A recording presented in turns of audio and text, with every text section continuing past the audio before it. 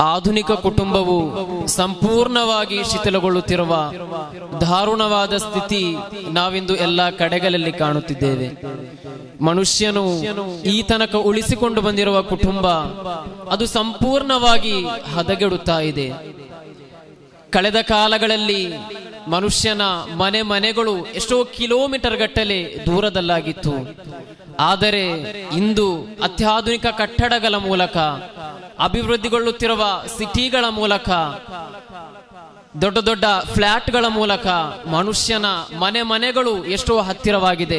ಹಲವಾರು ಕುಟುಂಬಗಳು ಒಂದೇ ಫ್ಲಾಟ್ಗಳಲ್ಲಿ ಜೀವಿಸುತ್ತಿದ್ದಾರೆ. ಹಲವಾರು ಕುಟುಂಬಗಳು ಚಿಕ್ಕದಾದಂತಹ ಊರುಗಳಲ್ಲಿ ಜೀವಿಸುತ್ತಿದ್ದಾರೆ. ಆದರೆ ಮನುಷ್ಯನ ಮನೆಗಳು ಎಷ್ಟೋ ಹತ್ತಿರವಾದರೂ ಕೂಡ ಮನುಷ್ಯನ ಮನಸ್ಸುಗಳು ಎಷ್ಟೋ ಕಿಲೋಮೀಟರ್ ಗಟ್ಟಲೆ ದೂರವನ್ನು ಪಡೆದುಕೊಂಡಿದೆ. ಮನುಷ್ಯನು ತನ್ನ ಸ್ವಂತ ಕಾರ್ಯವನ್ನು ಬಿಟ್ಟು ಒಡ ಹುಟ್ಟಿದವರ ಮತ್ತು ತನ್ನ ಕುಟುಂಬವನ್ನು ಸಂಪೂರ್ಣವಾಗಿ ಅವಗಣಿಸುತ್ತಿರುವುದರಲ್ಲಿ ಕಾಲ ಕಳೆಯುತ್ತಿದ್ದಾನೆ. ಮಾತ್ರವಲ್ಲದೆ ಸೊತ್ತಿನ ವಿಷಯದಲ್ಲಿ ಅಥವಾ ಇನ್ನಿತರ ಕ್ಷುಲ್ಲಕ ಕಾರಣಗಳಿಗೆ ಬೇಕಾಗಿ ಒಡ ಹುಟ್ಟಿಸಿದವರನ್ನು ಸಂಪೂರ್ಣವಾಗಿ ಕೊಲ್ಲುತ್ತಿರುವ, ನಾಶ ಮಾಡುತ್ತಿರುವ ಅಥವಾ ಅವರನ್ನು ಇನ್ನಿಲ್ಲದಂತೆ ಮಾಡುವಂತಹ ದೃಶ್ಯಾವಳಿಗಳು ಇತ್ತೀಚಿನ ದಿನಗಳಲ್ಲಿ ಕಾಣುತ್ತಿದ್ದೇವೆ. ಮತ್ತೊಂದು ಕಡೆಯಲ್ಲಿ ನೈಮಿಷಿಕವಾದ ಅನೈತಿಕ ಸಂಬಂಧಗಳಿಗೆ ಬೇಕಾಗಿ ಕೇವಲ ತನ್ನ ಪತ್ನಿಯನ್ನು ಕೂಡ ದಾರುಣವಾಗಿ ಅಂತ್ಯ ಮಾಡುತ್ತಿರುವಂತಹ ದೃಶ್ಯಗಳು ಇತ್ತೀಚಿನ ದಿನಗಳಲ್ಲಿ ದಿನಪತ್ರಿಕೆಗಳಲ್ಲಿ ದೈನಂದಿನ ವಾರ್ತೆಗಳಾಗುತ್ತಿದೆ. ಮಾತ್ರವಲ್ಲದೆ ಈ ಅನೈತಿಕ ಸಂಬಂಧಗಳಿಗೆ ಬೇಕಾಗಿ ತನ್ನ ಕರುಳ ಕುಡಿ ಎಂದು ನೋಡದೆ, ತನ್ನ ತಂದೆ ತಾಯಿ ಎಂದು ನೋಡದೆ ಅಮಾನುಷಿಕವಾಗಿ ಅಂತ್ಯ ಮಾಡುತ್ತಿರುವಂತಹ ದೃಶ್ಯಾವಳಿಗಳು ಹಲವು ದಿನಗಳ ಹಿಂದೆ ಹೋಗಬೇಕಾಗಿಲ್ಲ. ದೈನಂದಿನವಾಗಿ ವಾರ್ತಾ ಪ್ರಸಾರಗಳಲ್ಲಿ, ದಿನಪತ್ರಿಕೆಗಳಲ್ಲಿ ಪ್ರಸಾರವಾಗುತ್ತಿರುವುದು ತನ್ನ ತಂದೆ ತಾಯಿಯನ್ನು, ತನ್ನ ಕರುಳ ಕುಡಿಯನ್ನು, ತನ್ನ ಗಂಡನನ್ನು, ಪತ್ನಿಯನ್ನು ಅಮಾನುಷಿಕವಾಗಿ ಹತ್ಯೆ ಮಾಡುತ್ತಿರುವಂತಹ ದೃಶ್ಯಗಳು. ಒಂದು ಜೀವವನ್ನು ಕೊಂದು ತುಂಡರಿಸಿ ಬೇಯಿಸುವಂತಹ ದೃಶ್ಯಗಳು, ಒಂದು ಜೀವವನ್ನು ಕೊಂದು ತುಂಡರಿಸಿ ಬೇಯಿಸಿ ರೆಫ್ರಿಜರೇಟರಲ್ಲಿ ಇಡುವಂತಹ ದೃಶ್ಯಾವಳಿಗಳು ದೈನಂದಿನವಾಗಿ ಕಾಣಸಿಗುತ್ತಿದೆ. ಆದ್ದರಿಂದಲೇ ಪವಿತ್ರ ಇಸ್ಲಾಂ 1400 ವರ್ಷಗಳ ಹಿಂದೆಯೇ ಅತ್ಯಂತ ಸ್ಪಷ್ಟವಾಗಿ ಸ್ಪಷ್ಟೀಕರಿಸಿದೆ.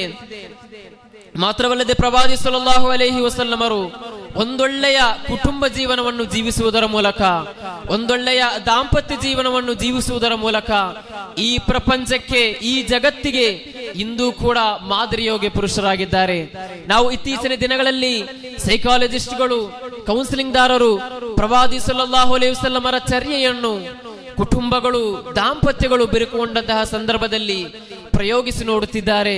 ಅದಾಗಿದೆ ಪ್ರವಾದಿ ಮುಹಮ್ಮದ್ ಮುಸ್ತಫಾ ಸಲ್ಲಲ್ಲಾಹು ಅಲೈಹಿ ವಸಲ್ಲಮರು ಲಾ ಯದ್ಖುಲುಲ್ ಜನ್ನತ ಕಾನಿಉರ್ ರಹಿಮ, ಕುಟುಂಬ ಸಂಬಂಧವನ್ನು ಕಳಚುವವನು ಒಮ್ಮೆಯೂ ಕೂಡ ಸ್ವರ್ಗ ಪ್ರವೇಶಿಸಲಾರ ಎಂದು ಕುರ್ಆನ್ ಅತ್ಯಂತ ಸ್ಪಷ್ಟವಾಗಿ ಸ್ಪಷ್ಟೀಕರಿಸಿದೆ. ಇಂದು ನಮ್ಮ ಮನುಷ್ಯರಿಗೆ ದೊಡ್ಡ ಚಾಳಿಯಾಗಿ ಬಿಟ್ಟಿದೆ, ಹವ್ಯಾಸವಾಗಿ ಬಿಟ್ಟಿದೆ. ತನ್ನ ಮನೆಯಲ್ಲಿ ನಡೆದಂತಹ ವೈಯಕ್ತಿಕ ವಿಚಾರವನ್ನು ಊರಿಡಿ ಎಲ್ಲೆಂದರಲ್ಲಿ ಹಬ್ಬಿ ಬಿಡುತ್ತಿದ್ದಾನೆ, ಸಾಮಾಜಿಕ ಜಾಲತಾಣಗಳಲ್ಲಿ ಹರಿಯ ಬಿಡುತ್ತಿದ್ದಾನೆ.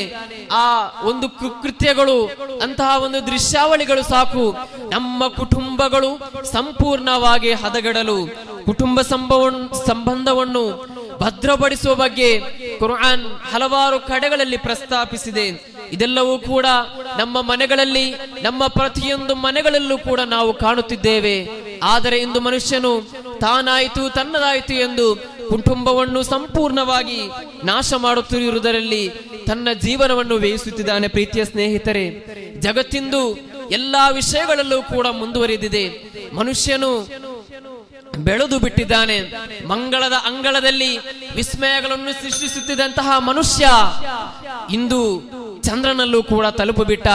ಭೂಮಿಯಲ್ಲಿ ನಿಂತು ಚಂದ್ರನ ಚಲನವಲನಗಳನ್ನು ವೀಕ್ಷಿಸುತ್ತಿದ್ದಂತಹ ಮನುಷ್ಯ ಭೂಮಿಯಲ್ಲಿ ನಿಂತು, ಚಂದ್ರನಲ್ಲಿ ನಿಂತು ಭೂಮಿಯ ಚಲನವಲನಗಳನ್ನು ಸೃಷ್ಟಿಸುತ್ತಿದ್ದಾನೆ. ಅಷ್ಟಕ್ಕೂ ಕೂಡ ಬೆಳೆದು ಬಿಟ್ಟಂತಹ ಮನುಷ್ಯ ತನ್ನ ಕುಟುಂಬವನ್ನು, ತನ್ನ ಮನುಷ್ಯತ್ವ ಇರುವಂತಹ ಮನುಷ್ಯನ ರೀತಿ ವರ್ತಿಸುತ್ತಿಲ್ಲ.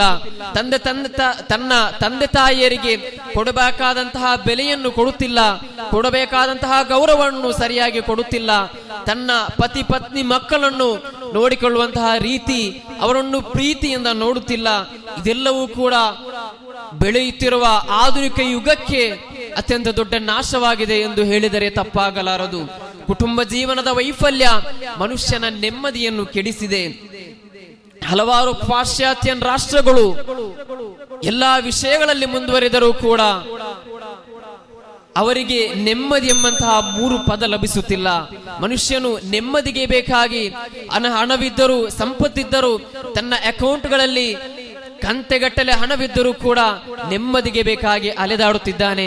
ಆದ್ದರಿಂದ ಪ್ರವಾದಿ ಸಲ್ಲಲ್ಲಾಹು ಅಲೈಹಿ ವಸಲ್ಲಂ ಅವರು ಕಳಿಸಿಕೊಟ್ಟಂತಹ ಮುಹಮ್ಮದ್ ಮುಸ್ತಫಾ ಸಲ್ಲಲ್ಲಾಹು ಅಲೈಹಿ ವಸಲ್ಲಂ ಅವರು ಹೋದಂತಹ ದಾರಿಯಲ್ಲಿ, ಕುರ್ಆನ್ ಹೇಳಿಕೊಟ್ಟಂತಹ ಹಾದಿಯಲ್ಲಿ ಒಳ್ಳೆಯ ರೀತಿಯಲ್ಲಿ ಒಂದೊಳ್ಳೆಯ ಕುಟುಂಬವನ್ನು ನಿಭಾಯಿಸುವುದರ ಮೂಲಕ ಅಲ್ಲಾಹು ನಮಗೆ ತೌಫೀಕ್ ನೀಡಲಿ ಎಂಬ ಮಾತಿನೊಂದಿಗೆ